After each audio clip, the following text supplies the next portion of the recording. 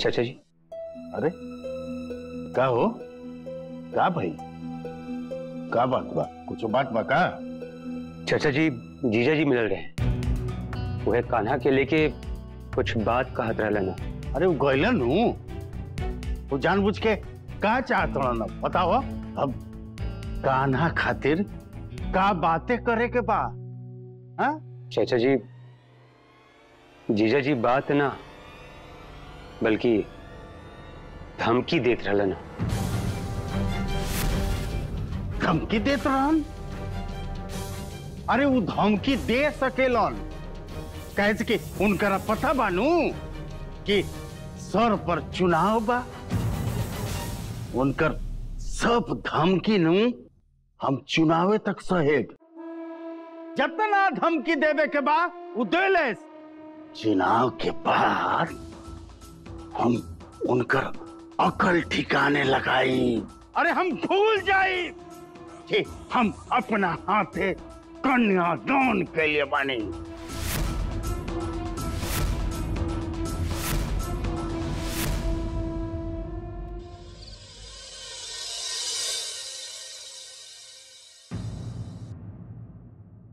अरे बस कर भाभी, कितना खिएबू?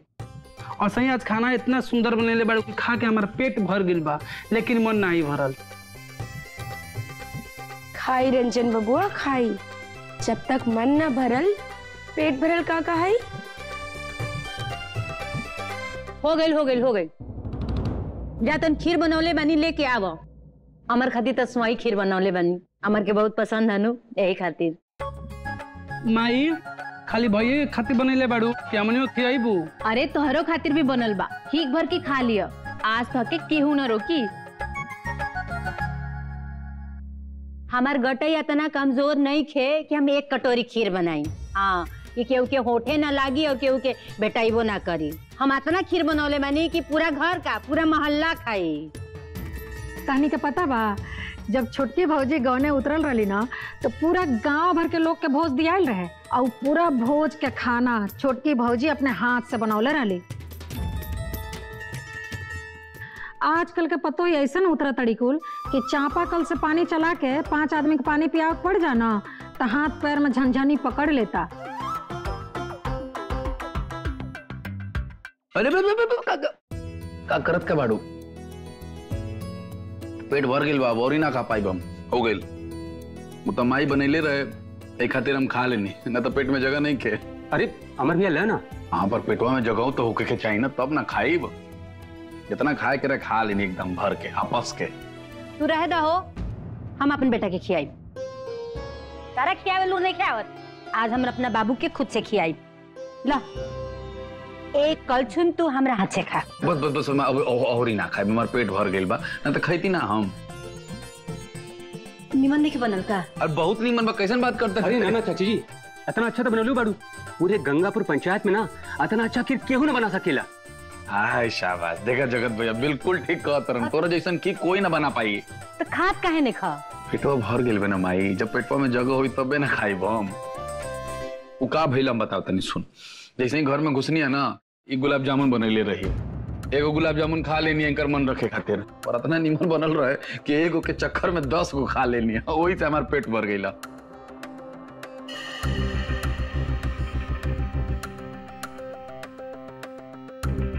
तो अभी ते रहे दे, अभी हम ना खा पाए, देखो तले 1 चम्मच और खा लेते नहीं। बस आप जगह नहीं के पेटवा में माई, ठीक बना है? चल मैं बात नहीं, खा जा तू लोग।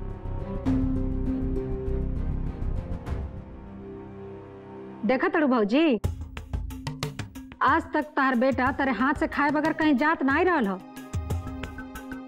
अब देख लो, सब रंग ढंग बदल गई। अब प्रधान भैया के प्रधान के हाथ का ही खाना अच्छा लगी नो, और क्यों के हाथ के खाना काहे अच्छा लगी? तो आजकल खीर के स्वाद और गुलाब जामुन के स्वाद इनका हाथ में आ गई बा।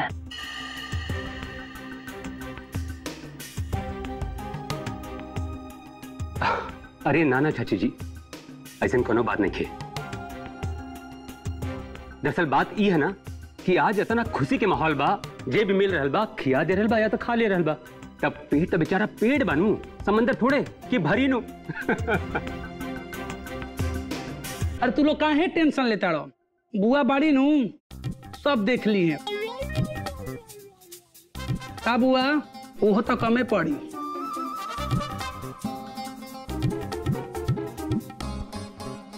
अरे चुप कर, जेकरा जितना पेट में आटी उतने नु खाई कि पेटवा से बाहर खाई है? खाई पर कौन सी बहस करे के बा, खा लो जेकरा जितना खाए के बा।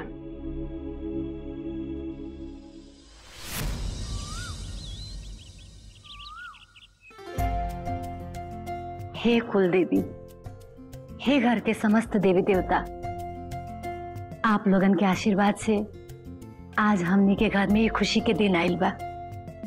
ये हमारे खातिर ना, हमनी के पूरा कुल खानदान खातिर खुशी के दिन बा। आज हमार बेटा जैसे प्रधानी पद खातिर चुनल गइल बड़न, ऐसे ही वो प्रधान बन जास। बस एगो मन में ये अभिलाषा बा, अगर ये इच्छा हमार पूरा कर दे तो हम घर में कथा कराए।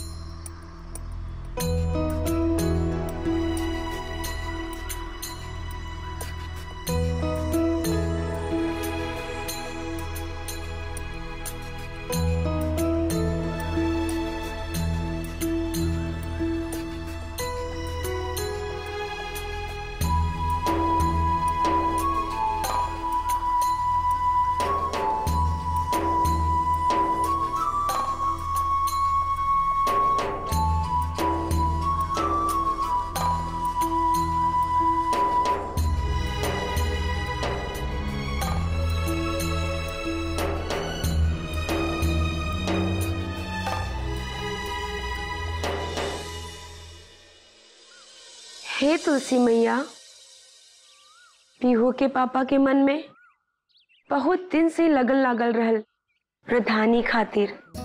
अब जाकर उनकर ये इच्छा पूरा भइल। हे मंगला माता जी, हे बनारस के विश्वनाथ बाबा, हे भोलेनाथ बाबा, हमरा पति के रउआ सब ऐसे ही खुश रखिया।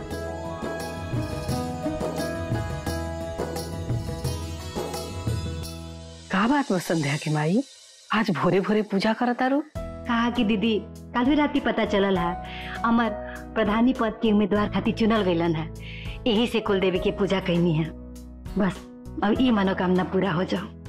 ठीक है कैलू हा, कुल देवी से बढ़ के केहू के आशीर्वाद ना होला। बबुआ जी के जगह अमर लेता रहे नु, वैसे ही बबुआ जी के नाम आगे बढ़ावस। हाँ दीदी, रउआ तो जानते बानी इनकरा खातिर प्रधानी बनल कितना जरूरी बा। एक खातिर दिन रात एक कर देले बड़न, कभी हेने बतियाओ तरन, कभी होने बतियाओ तरन। बस अमर प्रधान बन जास, हम माता रानी अब सहाय होखस। अब इनकरे ऊपर में बा सब कुछ। सब ठीक होई, तू देखी हा सब बढ़िया से हो जाए।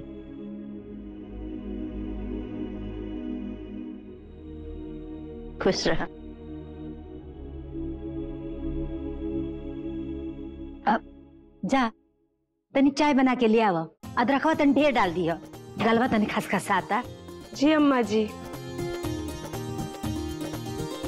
का बात बा हो भौजी, आज दोनों गोतनी मिल के बड़ा सर सलाह करत अड़ जा। अरे एक कनिया, हमरो करतन एक कप चाय लेते आइया, बहुत दिन हो गए दोनों भौजाई के संगे बैठ के हम चाय नहीं पियनी।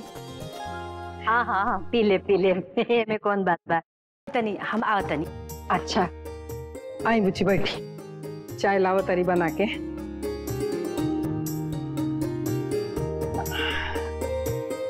जाना तनी बुच्ची, आज ना बहुत दिन के बाद हम संध्या के माई के मुंह पर तनी हंसी देखनी है। देख के बहुत ही बढ़िया लगला। भगवान करस उनकर मुस्कान ऐसे ही बनल रहे। अरे ऐसे ही बनल रही भौजी, चिंता ना कर।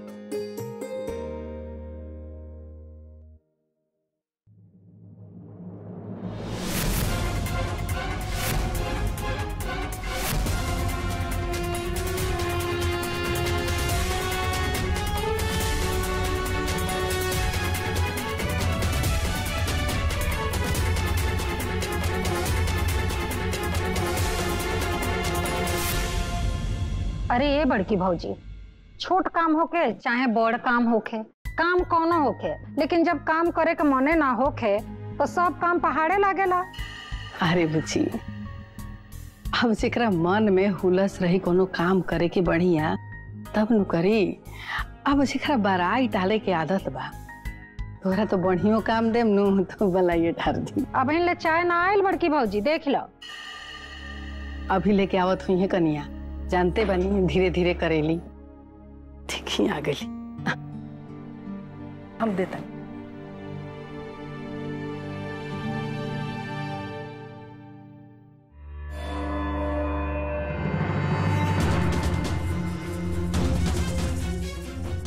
का सत्यानाश कर देलू।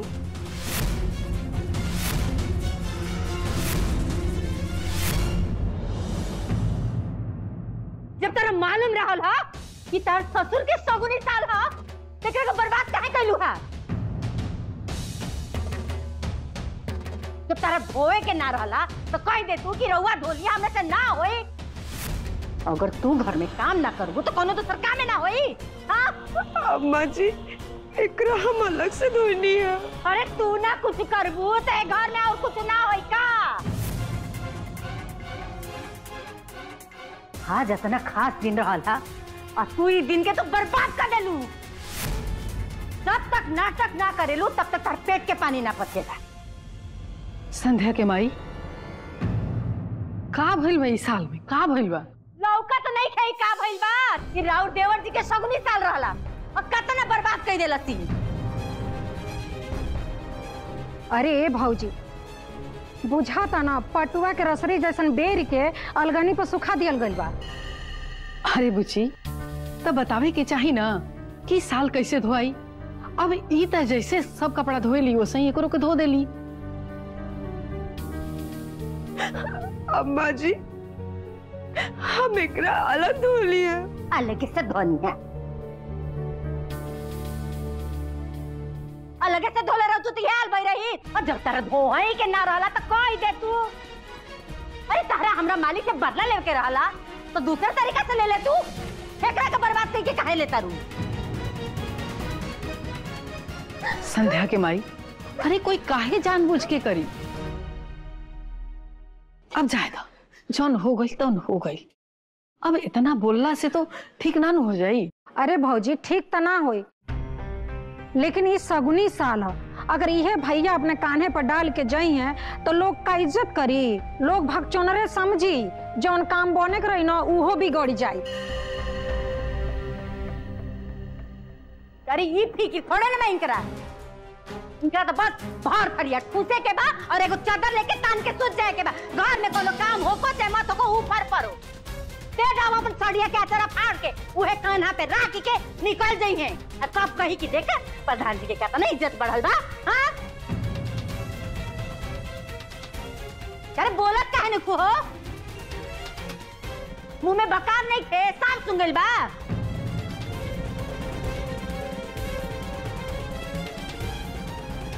काम धाम तो करे के नहीं के ठीक से, बस मुंह लटका के खड़ा हो जाए के बस सामने।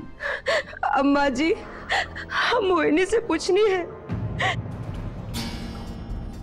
कि कौने सरब में एकरा धोई, और जौने सरब में हमने से कहने ओहे में धो दी ना।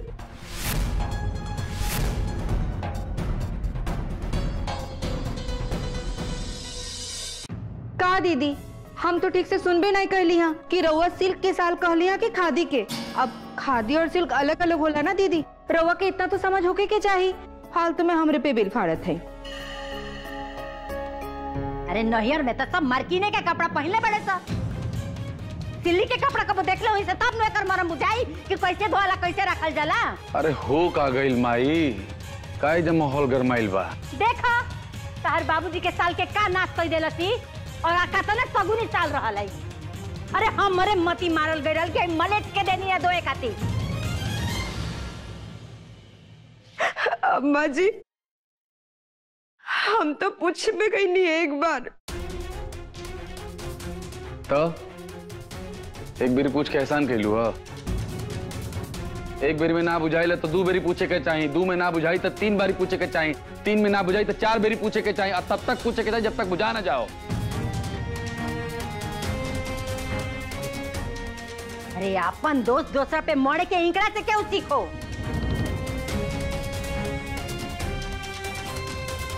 तार कन्या इतना निक रहती नू तो तारा तना सुने के ना पड़ी। माई तेनू खाली राय के पहाड़ बनावे जाने ले।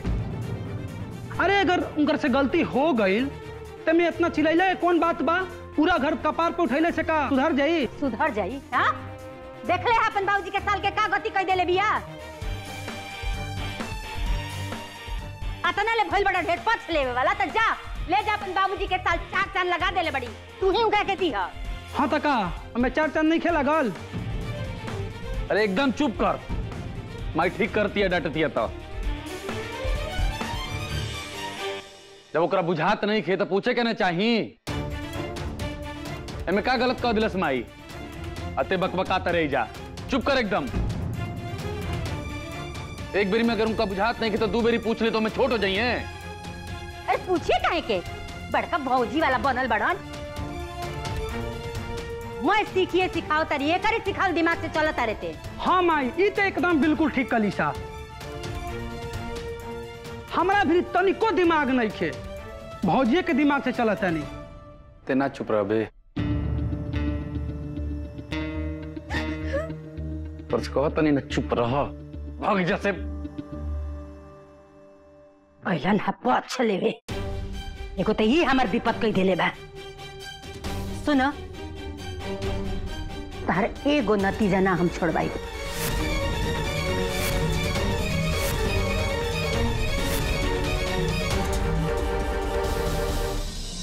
ले जा तनी तार ससुर जी के यहाँ देखाओ तनी ये साल। अरे मैं सुन सुन सुन सुन सुन सुन हमार बात सुन, हमार बात सुन सुन। एगो बात कहो तनी तोरा से, तनी ध्यान दे पे। बाबूजी साल केकरा के धोए खातिर देलन तोहरे के ना, हैं? अब तू दे दिलवे कन्या के। अब तू जब बाबूजी फिर जाइबे तब बाबूजी सबसे पहले यह पूछे ना कि कौन धोला सा, देले तो तारा के रहन, आई खराब हो गई तो डटाई कौन।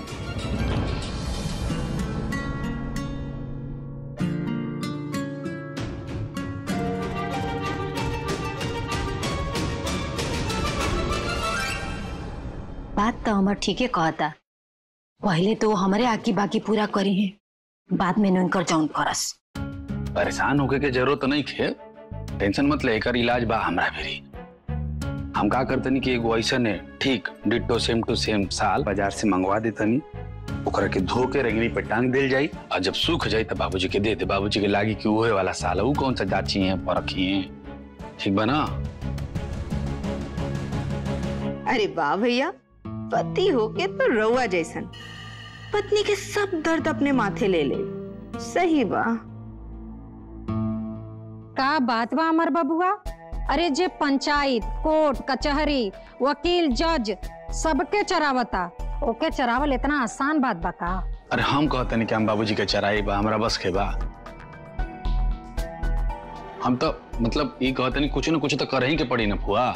बात बन जाई तो ठीक बा, ना बनी तो माई डटाई है ना। मतलब ते ना डटेबे तो का हो कि मतलब कन्या डटैया और ना तो कोई ना कोई तो डटेबे करी ना। हम तो सिर्फ समाधान बताओ तनी, बाकी जगरा जो ठीक लगा वो करो।